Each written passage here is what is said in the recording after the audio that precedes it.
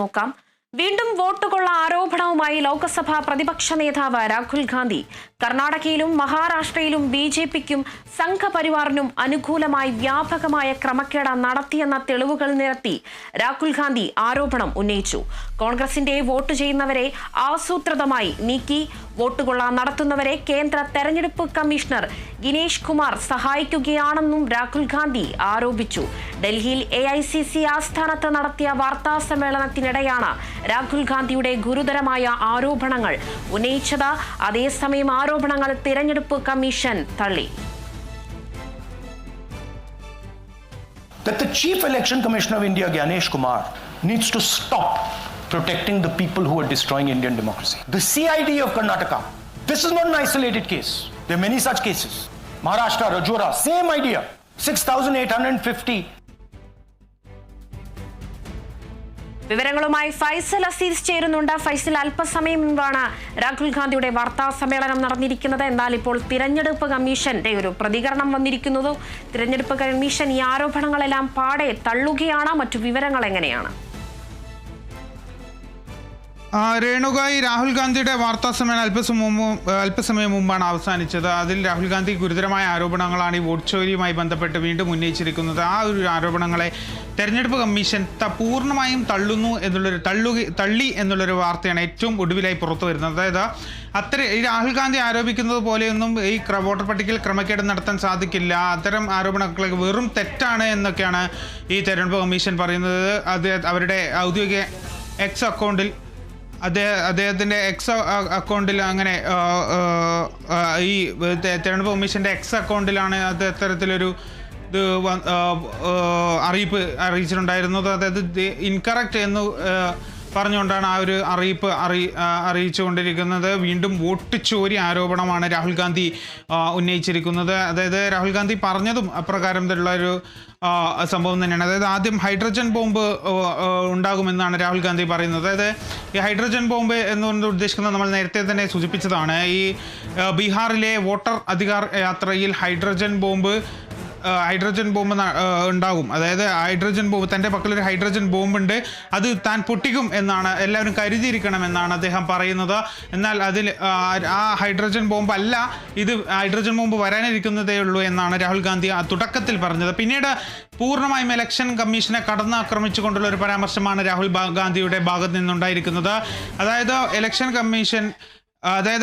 Commission പറയുന്നത് അപ്രകാരം തന്നെയാണ്. അതായത് ഈ ഒരു വിഷയത്തിൽ ഇലക്ഷൻ കമ്മീഷനെ കടന്നാക്രമിക്കുന്ന രീതിയിലേക്ക് തന്നെയാണ് രാഹുൽ ഗാന്ധി മുന്നോട്ട് പോയത്.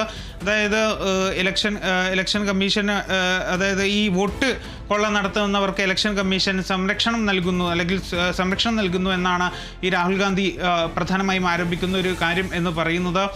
അപ്പോൾ ഏതായാലും ആ ഒരു വിഷയം വരുന്നു. ഒപ്പം തന്നെ ഇന്ന് നേരത്തെ, അതായത് ഒരു മാസം മുമ്പ് നടത്തിയ വാർത്താ സമ്മേളനത്തിൽ എങ്ങനെയാണ് വോട്ടർ പട്ടികയിൽ ക്രമക്കേട് നടത്തിയത്, എന്തൊക്കെ രീതിയിലാണ് വോട്ടർ പട്ടികയിൽ ക്രമക്കേട് നടന്നത് എന്നൊക്കെയുള്ള കാര്യങ്ങളാണ് രാഹുൽ ഗാന്ധി വിശദീകരിച്ചതെങ്കിൽ ഇന്ന് നടത്തിയ വാർത്താ സമ്മേളനത്തിൽ അദ്ദേഹം പറയുന്നത് പ്രധാനമായും കർണാടകയിലെ ഒരു മണ്ഡലത്തിലും, അലന്ത് മണ്ഡലത്തിലും ഒപ്പം തന്നെ മഹാരാഷ്ട്രയിലെ രജൌരി മണ്ഡലത്തിലും ക്രമക്കേടാണ് നടന്നിരിക്കുന്നത് എന്നാണ് അദ്ദേഹം പറയുന്നത്. അതായത് ഈ കർണാടകയിലെ അലന്ത് മണ്ഡലത്തിൽ 6,018 വോട്ടുകൾ, കോൺഗ്രസിൻ്റെ അനുകൂലമായ 6,018 വോട്ടുകൾ മനഃപൂർവ്വം നീക്കി എന്നാണ് രാഹുൽ ഗാന്ധി ആരോപിച്ചത്. ഒപ്പം തന്നെ ഈ മഹാരാഷ്ട്രയിലെ രജൌരി മണ്ഡലത്തിലും ഇത്തരത്തിൽ 6,000-ലധികം വോട്ട് നീക്കിയെന്നും ഈ രാഹുൽ ഗാന്ധി ആരോപിക്കുന്നു. അതായത് പ്രത്യേക ഒരു ഒരു ടെലിഫോൺ വഴിയാണ് ഇത്തരത്തിൽ നീക്കിയതെന്നാണ് രാഹുൽ ഗാന്ധിയുടെ ആരോപണം എന്ന് രാഹുൽ ഗാന്ധി ആരോപിക്കുന്നത്. അതായത് കർണാടകക്ക് പുറത്തു നിന്ന് ഒരു ടെലിഫോൺ വഴി ഓപ്പറേറ്റ് ചെയ്തതിന് ശേഷമാണ് ഇത്തരത്തിൽ ഈ വോട്ടർ പട്ടികയിലെ ക്രമക്കേട് നടത്തിയിരിക്കുന്നത് എന്നാണ് രാഹുൽ ഗാന്ധി ആരോപിക്കുന്നത്. അതെങ്ങനെയാണ് എന്നുള്ളത് സംബന്ധിച്ച് ഒരു വിവരം ഒരാഴ്ചക്കുള്ളിൽ, അത് എങ്ങനെ സംഭവിച്ചു എന്നുള്ളത് സംബന്ധിച്ച് ഒരാഴ്ചക്കുള്ളിൽ തനിക്ക് അതിന് മറുപടി തരണമെന്നും രാഹുൽ ഗാന്ധി പ്രധാനമായും തെരഞ്ഞെടുപ്പ് കമ്മീഷനോട് ആവശ്യപ്പെടുന്ന ഒരു സാഹചര്യം കൂടി ഉണ്ട്. അതായത് ഈ ഒരു കർണാടകയിലെ ഈ വിഷയം പോലീസിന് പരാതി ലഭിച്ചിട്ടുണ്ട്. അപ്പോൾ പോലീസ് അത് CID അന്വേഷിക്കുകയും ചെയ്തു. CID തെരഞ്ഞെടുപ്പ് കമ്മീഷൻ റിപ്പോർട്ട് കൈമാറിയതാണ്. ഈ റിപ്പോർട്ടിൻ്റെ അടിസ്ഥാനത്തിൽ അതിനൊരു മറുപടിക്കായി 18 തവണ താൻ കത്തയച്ചു എന്ന് രാഹുൽ ഗാന്ധി പറയുന്നു. അതിൻ്റെ ഒരു മറുപടിയും ഇതുവരെയും ലഭിച്ചിട്ടില്ല.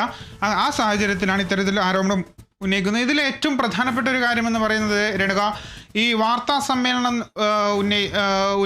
സമ്മേളനത്തിൽ, അതായത് രാഹുൽ ഗാന്ധി നടത്തിയ വാർത്താ സമ്മേളനത്തിൽ കൃത്യമായ തെളിവും ഒപ്പം തന്നെ ഈ പരാതിക്കാരെയും കൊണ്ടുവന്നുകൊണ്ടാണ് രാഹുൽ ഗാന്ധി വാർത്താ സമ്മേളനം നടത്തിയത് എന്നാണ് ഏറ്റവും പ്രധാനപ്പെട്ട ഒരു കാര്യമെന്ന് പറയുന്നത്.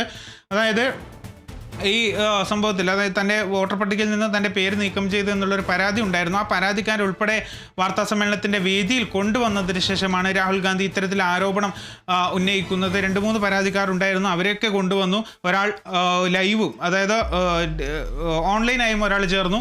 അങ്ങനെയാണ് ഈ ഒരു വാർത്താ സമ്മേളനം മുന്നോട്ട് പോയത്. ഒപ്പം തന്നെ സ്ലൈഡ് ഷോ ഉപയോഗിച്ച് വളരെ വ്യക്തമാകുന്ന രീതിയിൽ, ജനങ്ങൾക്ക് എല്ലാവർക്കും വ്യക്തമാകുന്ന രീതിയിലുള്ള ഒരു തെളിവ് നിരത്തിക്കൊണ്ടാണ് രാഹുൽ ഗാന്ധി ഒരു വാർത്താ സമ്മേളനം നടത്തുന്നത്. അവസാന ഘട്ടത്തിലുള്ള അദ്ദേഹം നടത്തിയ ഒരു വാക്കും ഒരു വാചകവും വലിയ രീതിയിൽ ഒരു ചർച്ചയാവുന്ന ഒരു സംഭവം തന്നെയാണ്. അതായത് അദ്ദേഹം പറയുന്നത് ജനാധിപത്യം സംരക്ഷിക്കേണ്ടത് ജനങ്ങളാണ്, അല്ലെങ്കിൽ അല്ലാതെ താൻ ഇവിടെ ഒരു വാർത്താ സമ്മേളനം നടത്തി എന്നതുകൊണ്ട് ജനാധിപത്യം സംരക്ഷിക്കപ്പെടുകയില്ല, അത് ജനങ്ങൾ തന്നെയാണ് സംരക്ഷിക്കപ്പെടേണ്ടത് എന്നുള്ള കാര്യം കൂടി രാഹുൽ ഗാന്ധി ഓർമ്മിപ്പിക്കുന്നു. ഏതായാലും ഈ ഒരു വിഷയം ഈ ഒരു വാർത്താ സമ്മേളനത്തിൽ വന്ന ആരോപണം ഏറ്റവും ഒടുവിൽ തെരഞ്ഞെടുപ്പ് കമ്മീഷൻ തള്ളി എന്നുള്ളൊരു വാർത്തയാണ് ഇപ്പോൾ വരുന്നത്. ഒപ്പം തന്നെ BJPയും ഇതിനൊരു മറുപടി വന്നിട്ടുണ്ട്. രാഹുൽ ഗാന്ധിക്ക് കൃത്യമായ രീതിയിൽ വോട്ട് ലഭിക്കുന്നില്ല, അതിൻ്റെ പ്രതികാരമാണ് രാഹുൽ ഗാന്ധി നടത്തുന്നത് എന്നാണ് ഈ BJPയുടെ ഭാഗത്ത് നിന്നുണ്ടാകുന്ന ഒരു മറുപടി എന്ന് പറയുന്നത്. ഏതായാലും തെരഞ്ഞെടുപ്പ് കമ്മീഷൻ ഈ സംഭവം തള്ളിയിരിക്കുന്നു എന്നതാണ് ഏറ്റവും പ്രധാനപ്പെട്ട ഒരു കാര്യം എന്ന് പറയുന്നത്.